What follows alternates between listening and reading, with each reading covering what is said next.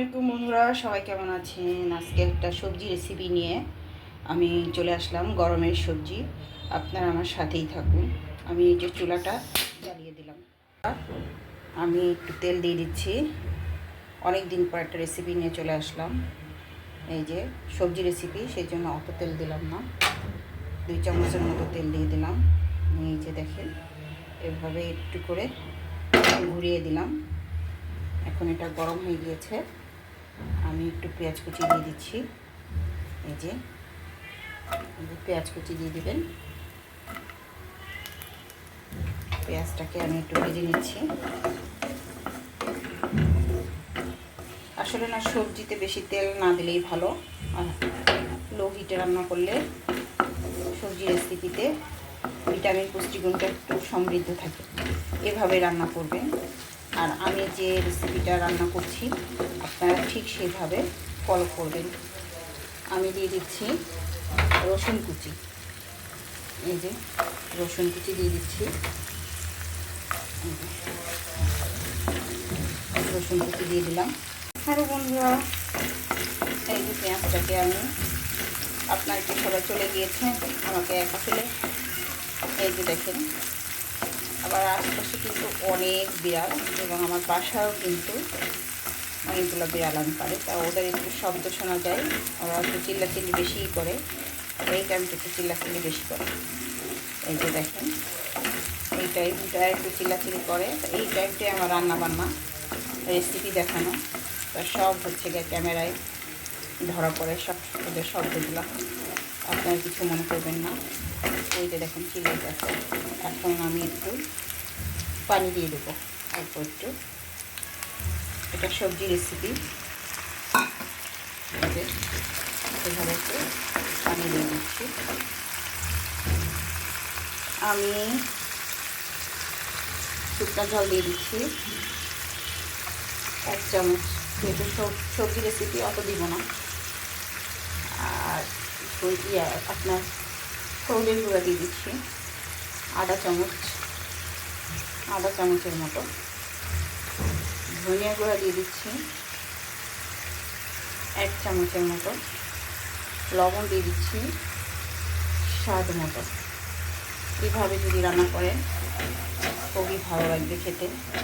এই যে দেখেন, এই যে মশলাপাতি একটু কম কম দেবেন, যেহেতু এটা সবজিতে বেশি মশলা কিন্তু ভালো লাগে না খেতে।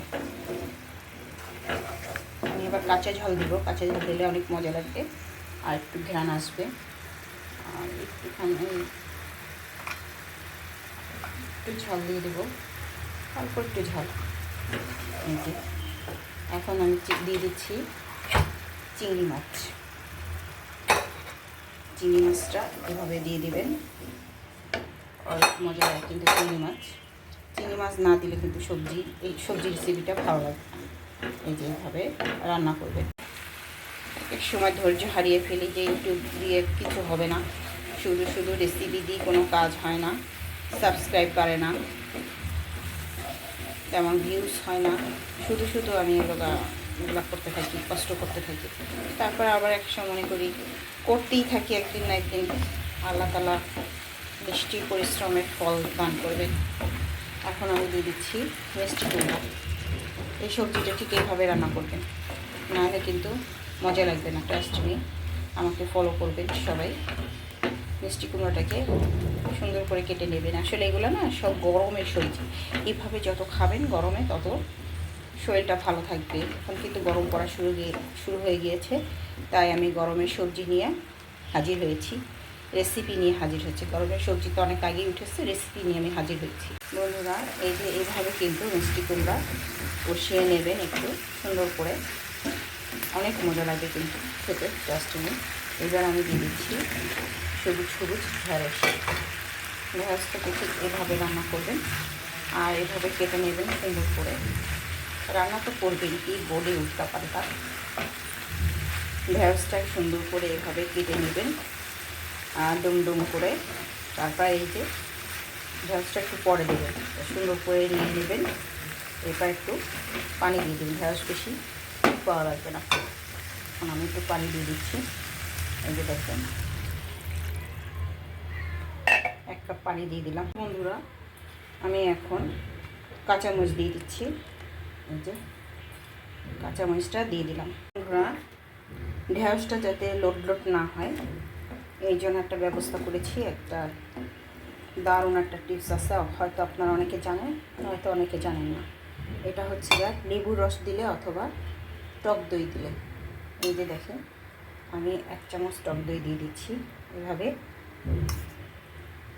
আর 1 চামচ দিয়ে দিলাম। এরপরে টক দই দিয়ে দেবেন, দেখবেন যে লোট লোট হবে না, সিদ্ধ হয়ে গেছে ভিতর থেকে, আর একদম পুরো আস্তে আস্তে থেকে যাবে, একটা গায়ে একটা লাগবে না। এভাবে রান্না করবে।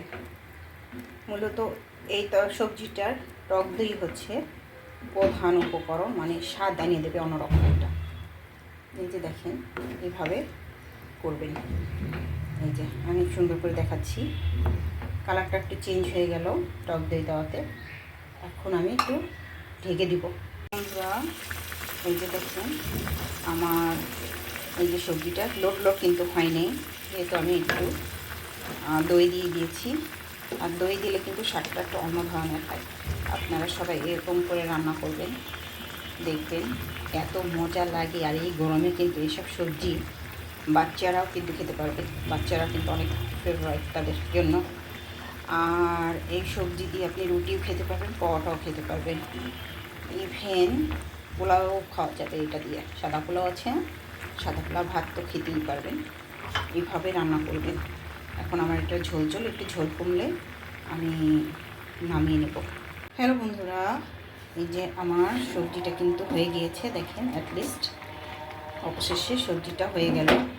রান্না করলাম এই যে চিংড়ি মাছ, ঢেঁড়স আর মিষ্টি কুমড়া দিয়ে, সাথে কিন্তু দই আছে।